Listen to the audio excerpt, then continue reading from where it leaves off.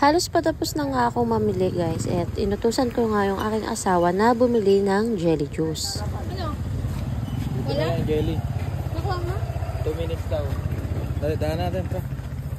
Andito na nga kami sa binibilan namin ng uling dahil bumili nga ako ng 5 pack ng uling. Nahiya nga ako mag-video guys kaya naman pasimpleng picture lang ako. So yun guys, yun yung pwesto para dun sa ating biniling jelly juice. Ako ay waiting dito at yung aking asawa naman ay tumakbo para bumili ng aming pang-ulam dahil nakalimutan ko nga guys bumili. So yun, still waiting pa rin nga ako sa aming pinimiling jellies. Bumili nga pala kami ng 10 boxes. Medyo nagmamadali na nga kami ng mga oras na to dahil nagsisimula na nga lumakas yung ambon. At eto sa wakas ay dumating na yung ating jelly juice. Finally guys ay nakauwi na nga kami ng bahay at puti naman di kami inabutan ng malakas na ulan. At eto na nga yung ating mga pinamili. Yung ibang mga chichirya dyan ay nagkasabog-sabog na nga guys dahil hindi nga maganda yung pagkakatali.